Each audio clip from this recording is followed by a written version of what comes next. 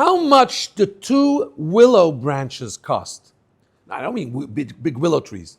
I mean 2, in Hebrew we call them alavot.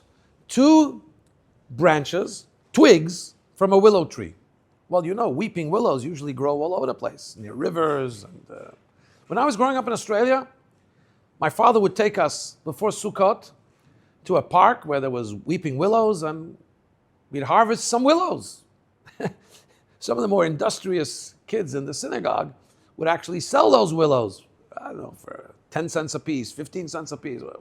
What are willows? Willows are almost, as they say, a dime a dozen. They grow all over the place. It's not so simple. We need willows on Sukkot. I mentioned Sukkot because we have a mitzvah on Sukkot to have 4 species that we bring together. The etrog, which is a citron. We have the lulav, which is a branch from a date palm. We have the hadassim, which is myrtle leaves. And we have alavot, willows. So we need 1 etrog, 1 lulav date palm branch, 3 myrtle branches, 2 willows. Now the myrtle branches we usually get from Israel. They grow them. They have to be of a special kind. The lulav, yes, we get them from a place that grows date palms. That's pretty easy. The etrog, yes, we want to make sure they're harvested. They're the same not ungrafted species that we know fulfills the biblical criteria of being an etrog. But the willows, you can get them anywhere. So the first year I was here in Thailand, I was sent from overseas by Chabad headquarters. They sent me everything I needed. There were some business people that came in here for the jewelry show, and they brought me everything I needed, except for the willows. They said, willows you get everywhere, except that I couldn't find any willows over here. And my dear friend, Mr. Kashani, set about on a task to find willows in the area. And he found somebody in Hong Kong who had some willows, the Rabbi Afton, who was in Hong Kong, Chabad of Hong Kong. He had willows. And he gave it to an Indian merchant who was supposed to travel to Thailand. And the plane got delayed and he missed the flight. And to make a long story short, Mr. Kashani had to buy a business class ticket for an Indian merchant to come here. It landed up costing $1,800 for just a few willow branches. I've never heard of any willow branches that have been so expensive as the ones I made the blessing on in the Sukkot of 1993, the first year we were here. But the message it gave me reverberates 30 plus years later still in my consciousness, because what these 4 species represent is the 4 types of Jewish people. The etrog has a good smell and a good taste, represents the one who has learning, Torah knowledge and good deeds.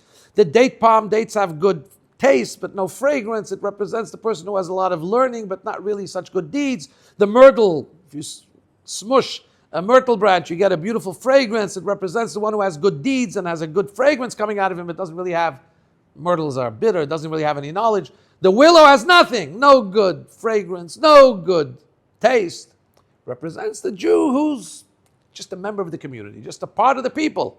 Can't see anything very special about him. You know, the order to do the mitzvah, you need all 4. If you don't have those 2 willows, you think they're the most inconsequential, they're the least important. If you don't have those willows, you got to fly somebody in from somebody to bring you those willows. In our case, those willows cost $1,800. The most expensive part. You know what it told me and it tells me, and I want to share with you, that none of us are able to be excluded. If one of us is not there, the mitzvah is not there. The community is incomplete. You may think, well, what's that person's contributing anyway? And sometimes we may think about ourselves. Who needs me? Sometimes we think that we're the willow. We're not adding anything to the community. The Torah reminds us and tells us on Sukkot, Jewish unity means we need to take all the groups together, hold them together and make a blessing. If one of them is missing, even the one that seems most